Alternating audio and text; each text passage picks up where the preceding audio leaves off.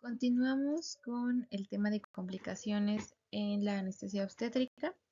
Yo soy Natalie, soy R2 de anestesiología.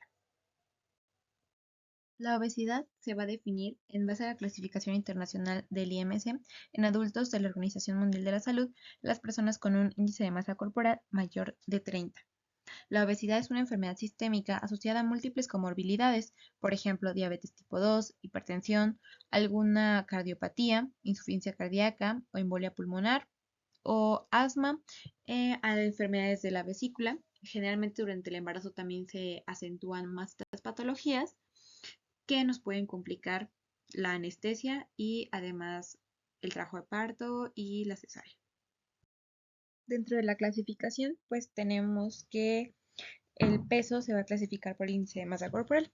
Menos de 18 de índice de masa corporal corresponde a un bajo peso. Lo normal es 18.5 a 24.9. En la obesidad, la obesidad tipo 1 es de 30 a 34.9, obesidad tipo 2 35 a 39.9 y la obesidad grado 3 o también denominada obesidad mórbida es de 40 a 49.9. Más allá de este índice de masa corporal se llama superobesidad y superobesidad cuando es un índice de masa corporal mayor de 60. Pero eso ya sería en un caso muy extremo. Este tema nos vamos a basar en la obesidad y en la obesidad mórbida. Dentro de la epidemiología, vemos que hoy en día más de un tercio de la población mundial se clasifica como paciente obesa o con sobrepeso. Aproximadamente 38.9 millones de mujeres embarazadas existen con sobrepeso y además con obesidad. 14.6 millones de mujeres embarazadas obesas existían en todo el mundo en 2014. Aunado que ya han pasado varios años, la suma se puede triplicar o duplicar. La obesidad tiene mayor prevalencia en un estado socioeconómico bajo. La obesidad es un problema de salud mundial y estas tasas crecientes de obesidad son una preocupación importante para las unidades obstétricas, ya que están asociadas con resultados adversos tanto para la madre como para el bebé. El 34% de las mujeres que fallecieron en un estudio eran obesas y 24% tenían sobrepeso, o sea que sí existe un riesgo mayor de que una paciente con sobrepeso u obesidad fallezca a causa de las complicaciones que tenga durante su parto. Dentro de las complicaciones más importantes que se asocian a obesidad para la mamá y el neonato, para la mamá son una diabetes gestacional, que se puede presentar algún estado hipertensivo del embarazo, incluso preeclampsia, una apnea obstructiva del sueño por el mismo peso, una cardiopatía, que exista también el riesgo de un tromboembolismo. De por sí, el embarazo es un estado procoagulante, entonces pues existe más el riesgo de un tromboembolismo. Una infección o sepsis, ya que existe una disminución de el estado inmunológico y aunado pues al embarazo, de igual forma. También un fallido conducción del trabajo de parto, una hemorragia posparto, que es muy importante, que también se asocia con la obesidad, y pues largas estancias intrahospitalarias dentro de hospitalización normal o también en terapia intensiva. Dentro de las complicaciones neonatales son un aborto espontáneo, un parto antes de la fecha del término del embarazo, un bebé pequeño para la edad gestacional o un bebé grande, un bebé macrosómico, distocia de hombros, también defectos del tubo neural o admisión a la terapia intensiva por el bebé, que ya se presentan algunas complicaciones, ya que los bebés se pueden evitar, tienen el riesgo de evitarse mayormente en pacientes que son obesas. Bueno, para las consideraciones en la anestesia debe de haber una adecuada evaluación preoperatoria. Debe de ser durante el tercer trimestre del embarazo para que se puedan detectar adecuadamente y en tiempo las comorbilidades que presenta nuestra paciente para darle un adecuado plan y un adecuado seguimiento. La consulta de anestesia debe de brindar la oportunidad de obtener un historial médico completo y detectar, como ya lo había mencionado, las comorbilidades. Se tiene que hacer todo como es una como una valoración anestésica normal, pero también tenemos que ver en qué condiciones está nuestra paciente obesa. Y para optimizar a nuestra paciente adecuadamente antes del parto o la cesárea, ya sea en el caso que lo haya planteado el obstetra. Todas nuestro plan y toda nuestra historia clínica y nuestra valoración debe de ir claramente documentado en las notas de la paciente para que los anestesiólogos que entren con ella a sala pues sepan qué se debe de hacer o qué plan hay con esta paciente. Dentro del sistema respiratorio tenemos que tener en cuenta algunas consideraciones muy importantes para la anestesia en las pacientes obstétricas con obesidad. Debemos de realizar un examen detallado, incluida la puntuación de Mallampati, distancia tiromentoniana, la apertura oral y la protrusión de la mandíbula, para evaluar nuestra vía aérea. Generalmente en las pacientes obstétricas la vía aérea es difícil, pero ahora sumándole la obesidad mórbida, pues es una vía aérea difícil aún mayor. Debemos de tener una historia detallada de si la paciente tiene SAOS. En un estudio reciente, en pacientes obstétricas del segundo y tercer trimestre con un índice de masa corporal de mayor de 40, se informó la prevalencia del SAOS en un 24%, mientras que el SAOS en personas obstétricas que no tienen obesidad es de un 88% en el tercer trimestre. Si la paciente tiene SAO, se debe derivar para estudios de sueño y para una interconsulta con neumología para dar un tratamiento y un diagnóstico oportuno y adecuado para durante el procedimiento del parto o la cesárea. Algo muy importante en el sistema respiratorio pues es que las pacientes obstétricas obesas pueden presentar hipoxemia, hipercapnia e incluso hipertensión pulmonar, que a la larga nos puede tener complicaciones y aumenta la morbilidad y mortalidad durante el procedimiento que se les debe de realizar. A nivel del sistema cardiovascular, pues va a existir un aumento del riesgo de enfermedades cardiovasculares. Además, si tenemos antecedentes cardíacos, por ejemplo, dolor torácico, palpitaciones, disminución de la tolerancia al ejercicio, ortopnea y disnea paroxística nocturno, pues también van a propiciar a que tengamos una mayor mortalidad y morbilidad.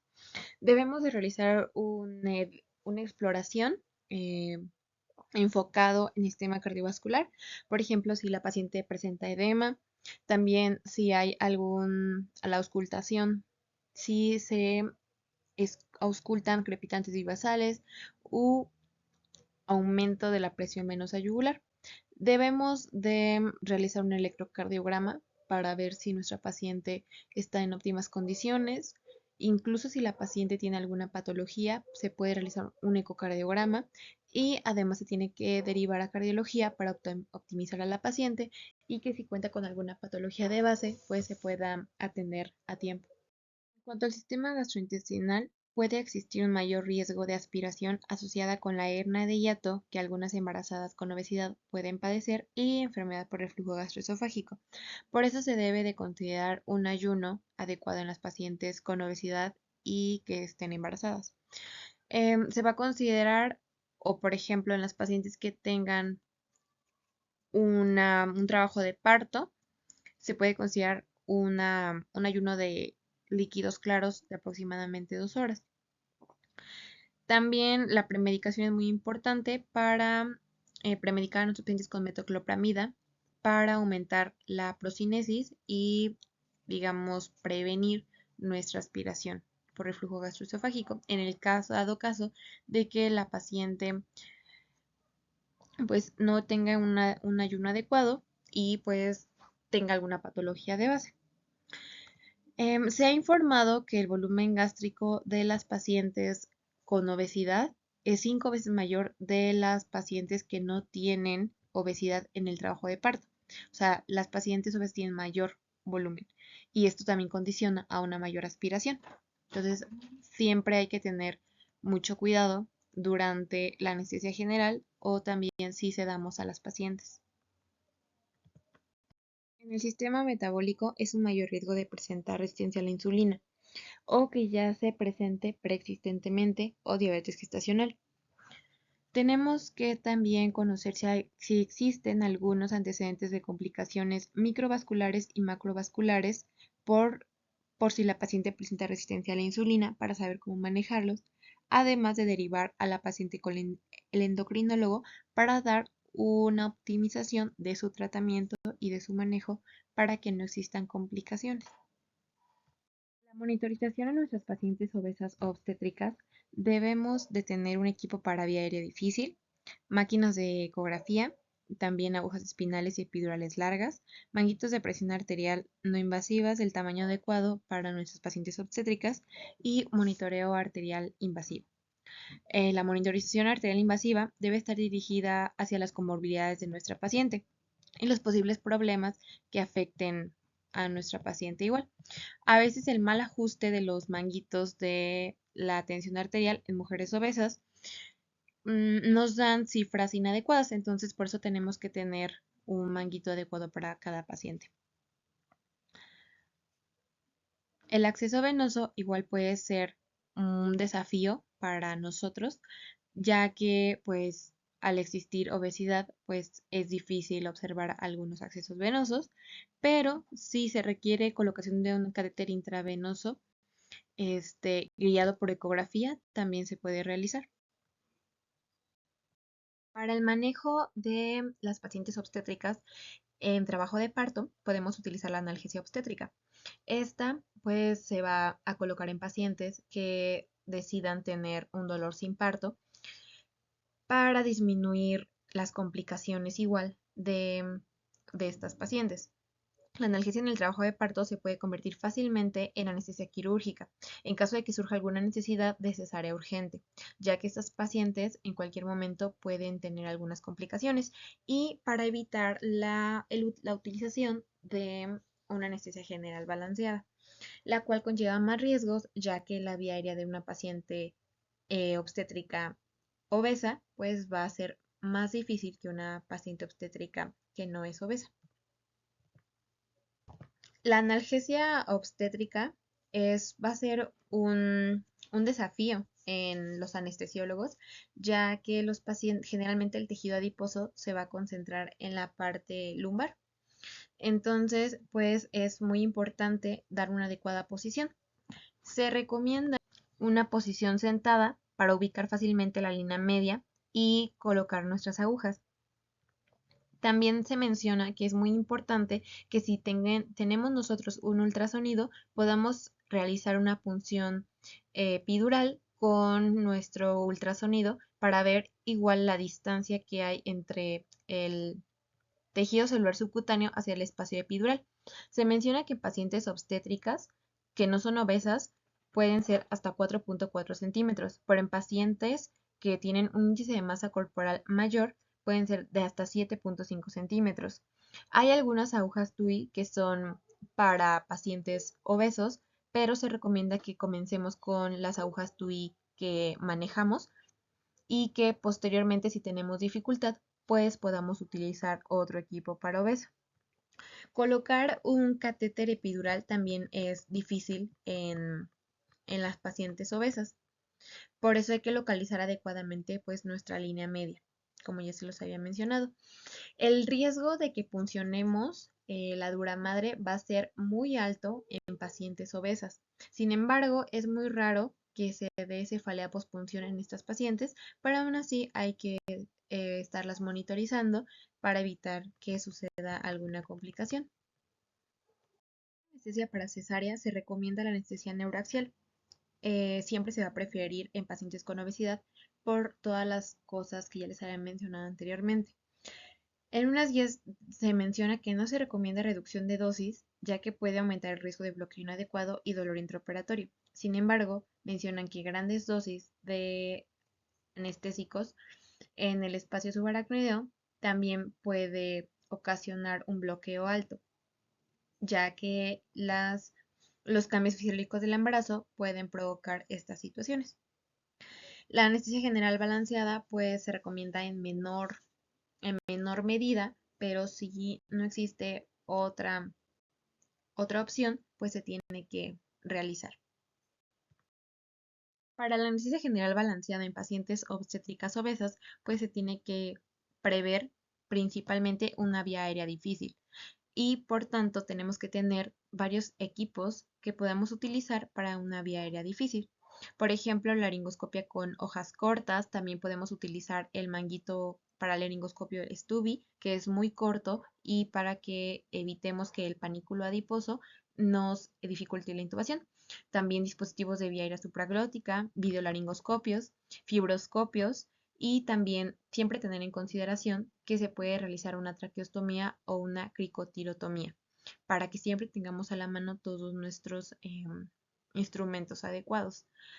Se recomienda una adecuada preoxigenación en anestesia general balanceada, ya que estas pacientes van a tener una disminución en el volumen residual. Entonces se tienden a desaturar muy rápido y puede haber hipoxemia en estas pacientes, generando también algún daño para el producto, para el bebé. Se debe de utilizar la secuencia de intubación rápida en estas pacientes para evitar, la broncoaspiración. Se puede utilizar succinilcolina o rocuronio, que son los de elección para la secuencia de intubación rápida, y se tiene que utilizar si la cesárea, en caso de querer revertirlo, su Gamadex. Para extubar a las pacientes, si todo es adecuadamente, la paciente tiene que haber eliminado todos los fármacos y que no esté relajada muscularmente, o utilizar, como yo se las había mencionado, su Gamadex para que pueda haber una adecuada extubación y la paciente no presente complicaciones, o lo más grave pues sería una hipoxia. Y siempre es importante que haya otro anestesiólogo en la sala para que los dos se apoyen, ya que si se va a oxigenar a una paciente, generalmente en estas pacientes se utilizan las dos manos, entonces es importante que mientras alguien la oxigene, alguien administre los medicamentos y se esté al pendiente de todo lo que pueda pasar y de las posibles complicaciones que podemos tener en las pacientes obstétricas obesas. En el posoperatorio debemos de tener una deambulación oportuna en estas pacientes, ya que va a existir un riesgo de trombosis en estas pacientes, entonces por lo tanto necesitamos que se movilicen rápido, además de que va a mejorar la función respiratoria durante el periodo posoperatorio. Tenemos que controlar el dolor para que las pacientes se puedan mover y se quieran parar a caminar para que pues no estén todas estas complicaciones. La tromboembolia pulmonar posoperatoria en estos pacientes sigue siendo una causa importante de mortalidad materna, ya que algunos factores de riesgo que tienen estas pacientes en específico es obesidad, el embarazo, o sea, el puerperio, y el género. Entonces, son factores con los que ellas cuentan que pueden causar la tromboembolia materna y causar una muerte materna. Es muy importante que tomemos en consideración todos estos factores para que se pueda llevar a cabo un adecuado, un adecuado manejo anestésico durante el preoperatorio, el perioperatorio y el posoperatorio para que estas pacientes se vayan y egresen del hospital adecuadamente sin las menos complicaciones que podemos tener. No se puede asegurar que no pueda haber una muerte o no pueda aumentar la mortalidad, pero sí podemos tratar de disminuirla. Ahora vamos a continuar con las alteraciones inmunológicas en la paciente obstétrica. En primer lugar vamos con el lupus eritematoso sistémico, el cual es una enfermedad inflamatoria crónica multisistémica con una presentación heterogénea. Las mujeres de 15 a 40 años son más susceptibles de que se pueda desarrollar esta patología y pues en esta edad es donde las pacientes son más fértiles. Entonces hay que tener muchas precauciones porque algunas pacientes obstétricas pues van a tener alguna enfermedad inmunológica. Dentro de las manifestaciones que observamos en el lupus eritematoso sistémico, vamos a encontrar el rash malar, rash en discos, que es muy característico de esta patología, fotosensibilidad, ulceración oral, que también va a ser muy importante que nos evaluemos para el manejo de anestesia, artritis, serositis, algún desorden a nivel del riñón, desórdenes neurológicos, también hematológicos. Podemos tener anemias hemolíticas, leucocitopenia, linfopenia o trombocitopenia. Son algunas de las complicaciones. Algunos desórdenes inmunológicos y anticuerpos antinucleares. Son algunos de las manifestaciones que podemos tener en nuestros pacientes con lupus eritematoso sistémico.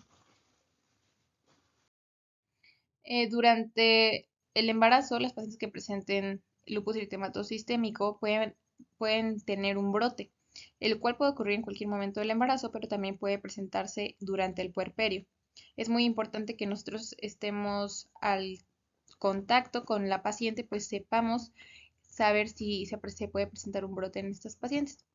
Dichos brotes pues pueden estar asociados a los cambios inmunológicos que sufren las pacientes embarazadas y cambios hormonales también, porque recordemos que pues el embarazo, algunas hormonas se van a encontrar más elevadas.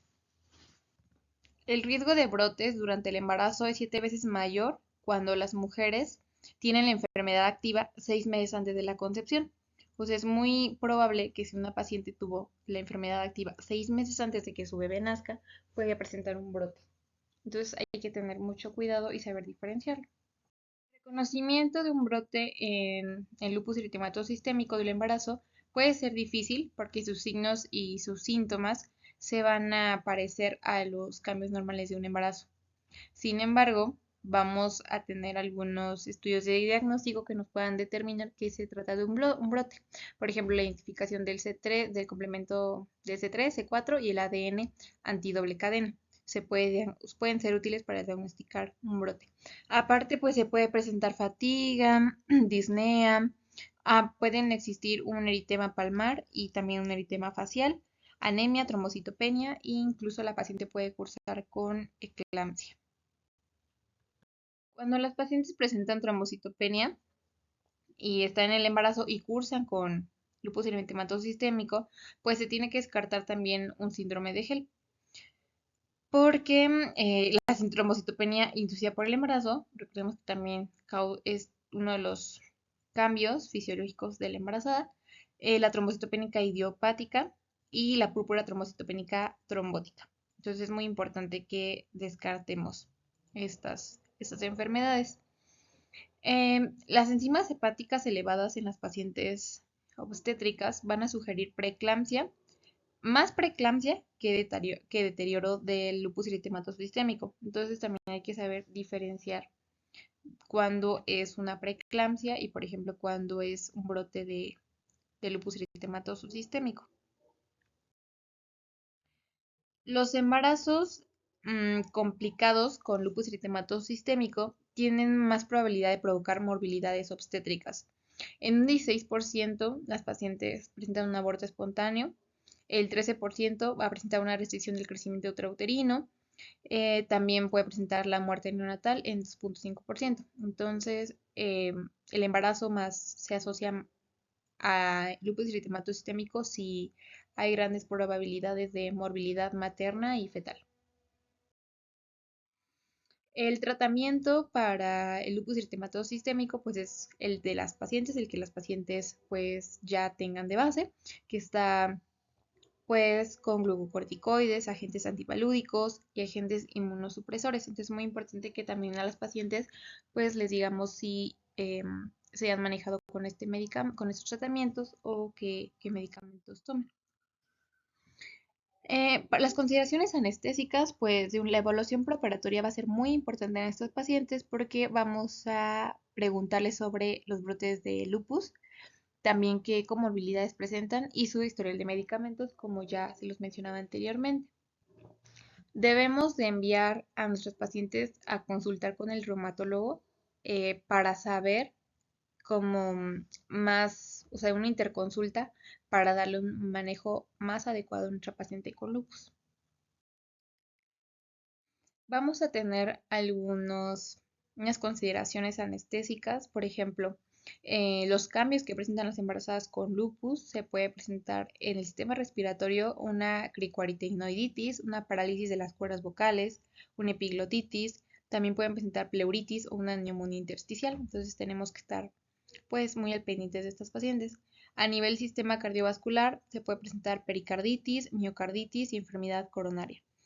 Además, pueden presentar a nivel neuropsiquiátrico convulsiones, psicosis, mielopatías y neuropatías. Puede ser prudente a veces evitar la anestesia neuraxial en estas pacientes por los antecedentes que puedan tener. Además, si las pacientes cuentan con trombocitopenia, se tiene que controlar el recuento de plaquetas antes de la anestesia.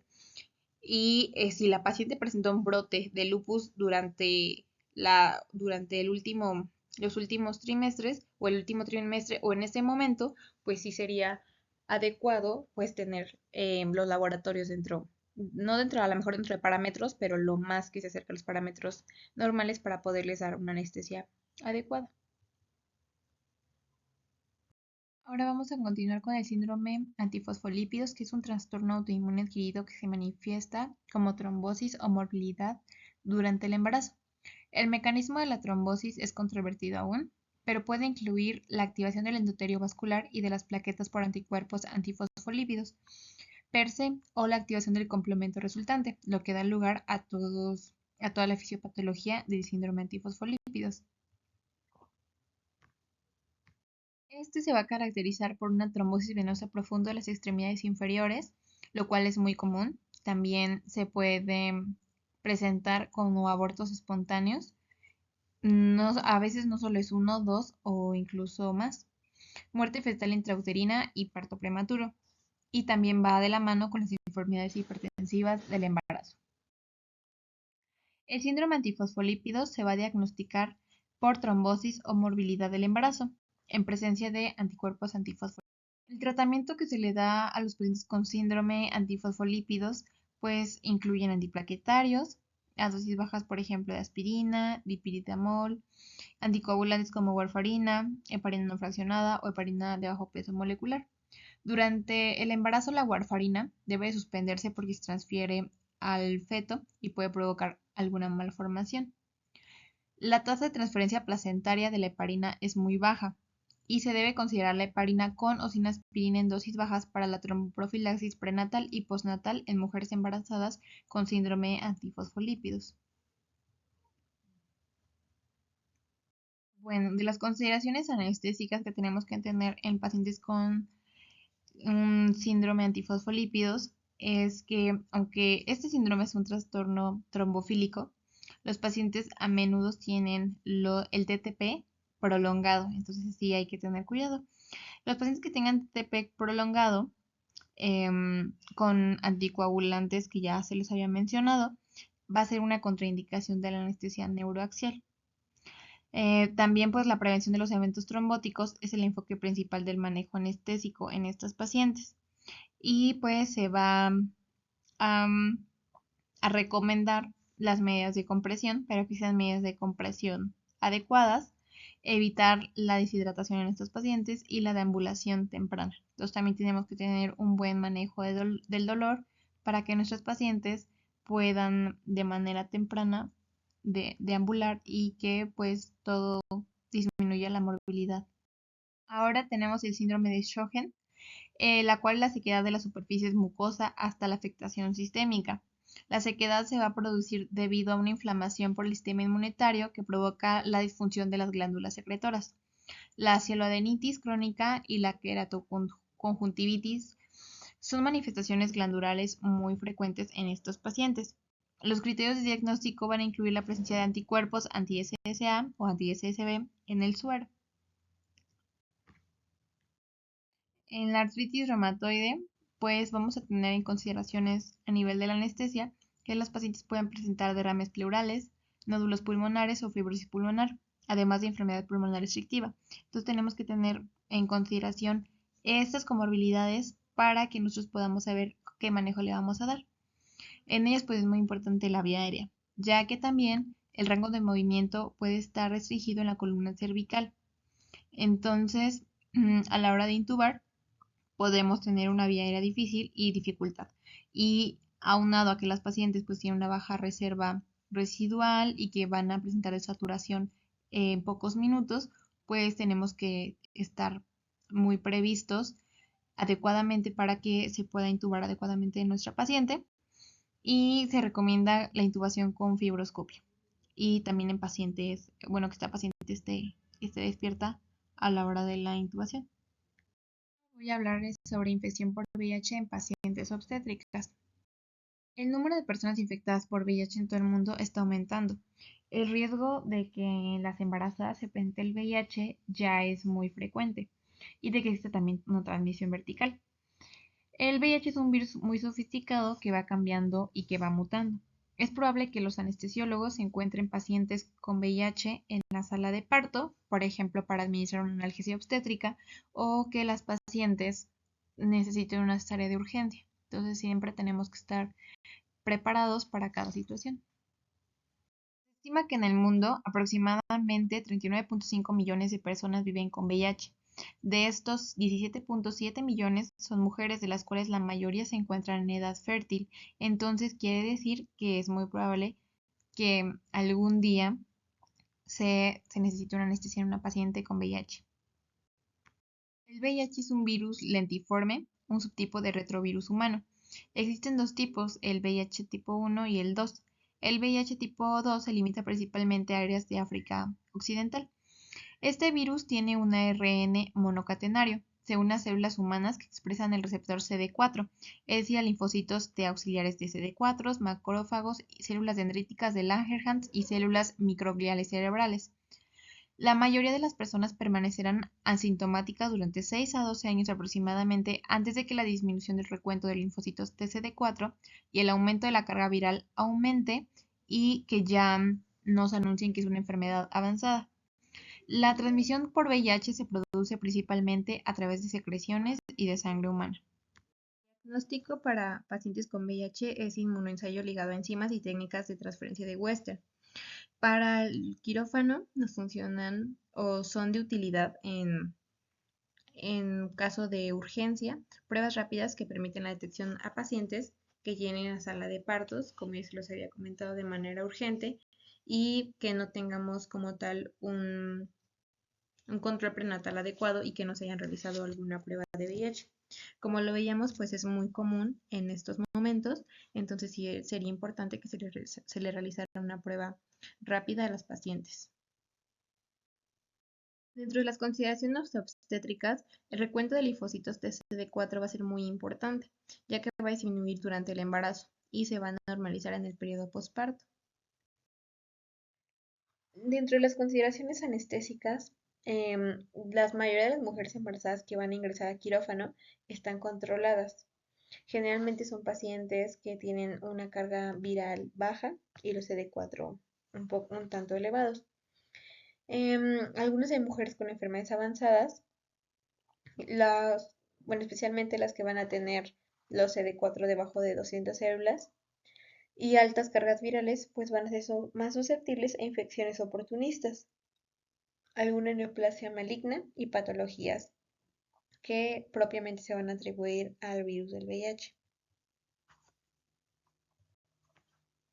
Todas las pacientes deben someterse a un análisis de sangre, una química sanguínea y pruebas de coagulación, también pruebas de función hepática y renal. Los marcadores que son muy importantes en estos pacientes pues son los linfocitos, el conteo de linfocitos TCD4 y la carga viral para que sepamos cómo está el panorama de nuestros pacientes. En otras consideraciones anestésicas también tenemos que ver que las pacientes no tengan alguna infección oportunista. Por ejemplo, es muy común o a veces que presenten Mycobacterium tuberculosis o neumonías bacterianas y aspergillosis. Entonces estos van a provocar dificultad respiratoria y también hipoxemia. La anestesia regional neuroaxial en estos pacientes puede ser preferible ya en casos graves de que padezcan estas patologías y no toleren algún bloqueo motor alto y que tengan debilidad de los músculos intercostales. También tenemos que tener en cuenta que las pacientes pueden llegar a presentar alguna cardiomiopatía, hipertensión pulmonar, disfunción ventricular derecha e izquierda, miocarditis, derrames pericárdicos y enfermedad de las arterias coronarias. Los estudios han estimado que la incidencia de cardiomiopatía relacionada con el VIH es del 2.7% y 40.7%. A nivel del sistema nervioso central va a ser una de las principales alteraciones que van a tener los pacientes con VIH. Puede haber muchos signos y síntomas variados del compromiso del sistema nervioso central durante la etapa aguda de la infección, que incluye cefalea, fotofobia, meningitis, encefalitis, síndrome de Guillain-Barré, neuropatías periféricas y centrales. Algunos pacientes presentan un estado mental alterado y estas pacientes deben de ser investigadas pues con neuroimagen para ver si no tienen alguna lesión y también que tienen alguna alteración en la presión intracraneal. Y esto contraindicaría el bloqueo neuroaxial. También podemos tener anemia, leucopenia, linfopenia y trombocitopenia en estos pacientes. Entonces también tenemos que tener algunos diagnósticos diferenciales para que podamos darle un adecuado manejo a nuestro paciente. Los fármacos antirretrovirales y las infecciones, la infiltración de la médula ósea por infecciones oportunistas y enfermedades neoplásicas. También tenemos que tener en cuenta estas consideraciones en nuestros pacientes. Para elegir la técnica anestésica adecuada para nuestros pacientes, pues se menciona que ambas técnicas parecen ser seguras. Antes se mencionaba que la anestesia general podría conducir a una depresión inmunitaria transitoria. El uso de succinilcolina en pacientes a veces puede estar contraindicado en pacientes con neuropatías o miopatías. No hay evidencia en la literatura médica que sugiera que el bloqueo neuraxial sea perjudicial para los pacientes infectados por el VIH, porque se ha demostrado que cuando se afecta el sistema nervioso central es en las primeras etapas. Entonces, a veces las pacientes ya llegan controladas con nosotros para la anestesia. En un estudio, la comparación de 36 pacientes que recibieron bloqueo neuraxial con 11 que recibieron anestesia general, 22 que recibieron anestesia local o sedación y 27 que no recibieron anestesia, no reveló diferencias en la tasa de complicaciones a las 24 a 48 horas y a las 4 y 6 semanas posparto. No hubo secuelas neurológicas, se les dio un seguimiento de 2 años y las pacientes no presentaron alguna complicación. Tenemos que tener cuidado con los medicamentos, o bueno, tenemos que tener conocimiento de qué medicamentos antirretrovirales toman nuestros pacientes, ya que el ritonavir es un potente inhibidor de la enzima CYP4 y se ha demostrado que reduce significativamente la tasa de metabolismo de fentanil y midazolam. También se debe tener precaución en la elección de los medicamentos utilizados para tratar la hemorragia obstétrica, ya que debido a secundaria la tonía uterina, ya que los pacientes que toman inhibidores de la CYP3A4, como el ritonavir, efavirenz, con la ergotamina, puede dar lugar a vasoconstricción aumentada o exagerada y puede causar algunas complicaciones. Recordemos que igual la ergotamina pues no se tiene que dar en pacientes con algún trastorno hipertensivo del embarazo porque también puede causar algunas complicaciones. Entonces tenemos que tener estas consideraciones que son muy importantes. Nuestros pacientes que van a tener estas comorbilidades que ya describimos anteriormente, pues tenemos que tener en cuenta muy importante pues nuestra historia, nuestra consulta preanestésica para evaluar bien a nuestros pacientes, para elaborar un plan y si las pacientes no cuentan con algunos estudios o si las pacientes no cuentan con alguna interconsulta a un servicio en específico, pues tendríamos que derivarlas, pero sí tienen que llegar durante el tercer trimestre para que nosotros podamos también evaluarlas adecuadamente. Y pues si las pacientes van a terminar siendo cesárea, pues también ver que cómo vamos a tener nuestro plan de cada paciente y que todo salga de acuerdo a lo que nosotros estamos estableciendo. Además, pues también en el transanestésico tenemos que estar muy al pendiente de cada una de estas pacientes, como en el posoperatorio. Como ya mencionamos, pues la deambulación oportuna y el control del olor también va a ser un factor muy importante que nosotros también tenemos que estar observando en estas pacientes.